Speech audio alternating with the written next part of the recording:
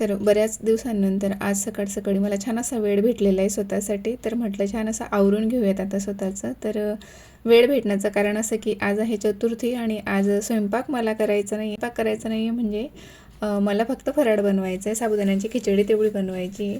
तर त्यासाठी मी आज छान अशी रेडी होत होती, कारण मला जायचं होतं गणपती मंदिरात. आमच्या इथे नाशिकला 900 गणपती मंदिर आहे, तर तिथे जायचं होतं. तर तयार झाल्यानंतर सगळ्यात आधी खिचडी बनवली साबुदाण्यांची. तर ती अशी काहीशी झाली होती, थोडीशी गचका, पाणी जास्त झालं होतं वाटतं त्यात भिजत घालताना. त्यानंतर म्हटलं घरून जातो आहे, तर खूप छान अशी मला बाल्कनीत फुलं आलेली दिसली, जी की गणपती बाप्पांना खूप प्रिय आहे, जास्वंदीची.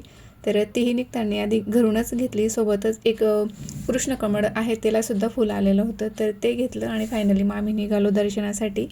तर मला वाटत होतं की गर्दी फक्त मंगळ ते चतुर्थीला असते, पण तसं नाही आहे. प्रत्येक रविवारी विकेंडला वगैरे बऱ्याचदा तिथे भरपूर गर्दी असते.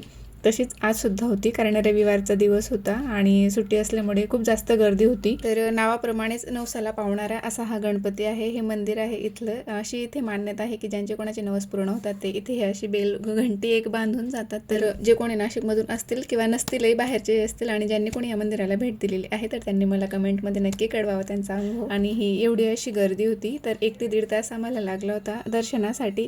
आणि इथेच तुम्हाला अष्टविनायकाचं सुद्धा दर्शन घडतं, कारण दोघं साईडने तिथे गाभाऱ्यापर्यंत जाईपर्यंत दोघं बाजूने 4-4 गणपतीच्या मूर्त्या आहेत. आणि ही जी रांगोळी होती, तर ही दत्त जयंतीला काढलेली असावी बहुतेक, आणि आत्तापर्यंत ॲज इट इज होती. 1 3 ते 4 दिवस झाले तरी. आणि आम्ही सोबत जाताना फक्त दुर्वा आणि फुलं नेली होती, प्रसादाचं काहीच घेतलं नव्हतं. पण तरीसुद्धा बाप्पांच्या कृपेने आम्हाला तिथे आयता प्रसाद मिळाला नारळाचा. आणि तिथे तुम्हाला बोटिंगची सुद्धा सुविधा आहे. तर बऱ्याच दिवसांनी आज बोटिंग करायची इच्छा झाली. तर मला तर खूप भीती वाटते, पण आम्ही बळजबरी बसवलं होतं आणि छान असा हा विवाह मी तिथला एन्जॉय केला.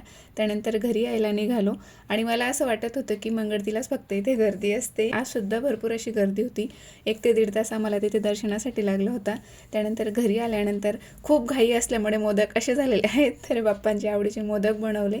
त्यानंतर भाकरींचे प्रयत्न माझे कंटिन्यू सुरूच असणार आहे, जोपर्यंत मला परफेक्ट भाकरी बनवता येत नाही तोपर्यंत. आणि फुल व्हिडिओची लिंक मी खाली देते, नक्की चेकआउट करा. बाय.